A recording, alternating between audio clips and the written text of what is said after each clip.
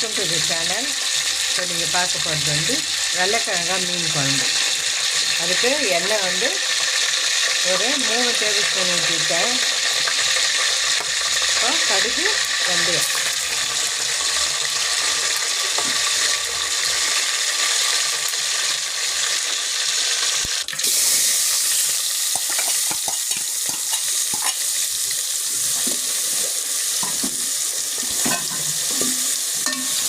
வெங்காயம் 2 பெரிய வெங்காயம்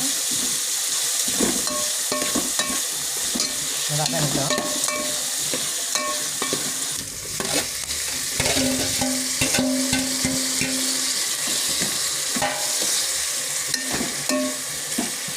தக்காளி மீடியம் சைஸ் தக்காளி 3. அப்புறம் இது அரைச்ச மசாலா நான் ஏற்கனவே சொல்லியிருக்கேன்.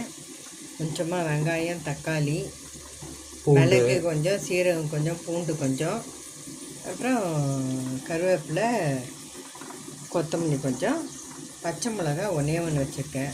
காரம் வேணும்னாக்கா கூட வச்சுக்கோங்க. இந்த மசாலா தேவைப்பட்ட அளவுக்கு போட்டுக்கோங்க. எவ்வளோ குழம்பு வைக்கிறீங்களோ அவ்வளோ போட்டுக்கோங்க. வறுக்கிறதுக்கு நான் இந்த மசாலா போடுவேன்.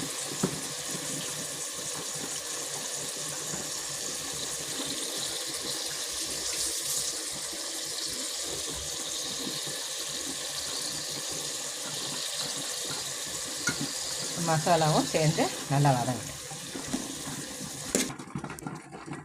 நடுவில் வீடியோ சரியாக வராதனால இந்த மஞ்சத்தூள், மிளகாத்தூள்லாம் போடுறது காட்ட முடியல. மஞ்சத்தூள் ஒரு 3/4 டீஸ்பூனு, குழம்பு மிளகாத்தூள் வந்து ஒரு 3.5 டேபிள் ஸ்பூன். ஏன்னா இன்றைக்கி குழம்பு நிறையா வேணுன்றதுனால ஒரு 3 டேபிள் ஸ்பூன் போட்டிருக்கேன். இப்போ புளி, குழம்பு எந்த அளவுக்கு வேணும்னு நினைக்கிறீங்களோ வைக்கிறீங்களோ அதுக்கேற்ற மாதிரி. இது வந்து புளி வந்து ஒரு பெரிய நெல்லிக்காய் சைஸு, இல்லை ஒரு லைம் சைஸுன்னு வச்சுக்கலாம். ஊற வச்சு வடிக்கலாம்.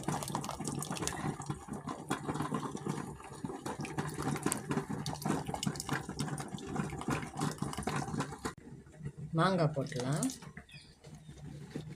குழம்பு நல்லா கொதிக்குது.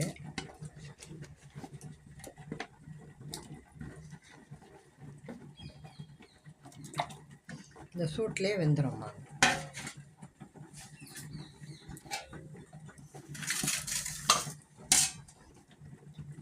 மீன் போட்டுடலாம்.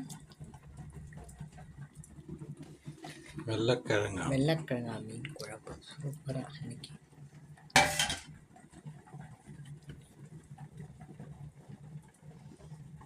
மாங்காய் போட்டு குழம்பு பண்ணிக்கு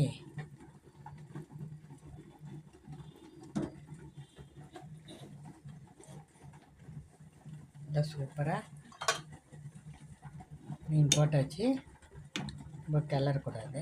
அப்படியே நல்லா ஒரு 2 நிமிஷம் கொதிச்சுதுன்னா சூப்பராக மீன் குழம்பு ரெடி ஆகிடும். அவ்வளோதான். ஒரு நல்ல கொதி வந்ததும் நிறுத்திட்டு கீழே இறக்கி வச்சிடணும். இந்த வீடியோ பிடிச்சிருக்கோன்னு நம்புகிறேன். பிடிச்சிருந்தா லைக் பண்ணுங்கள், ஷேர் பண்ணுங்கள், எங்கள் சேனல் சப்ஸ்கிரைப் பண்ணுங்கள். எல்லோரும் சாப்பிட வாங்க. தேங்க்ஸ் ஃபார் வாட்சிங்.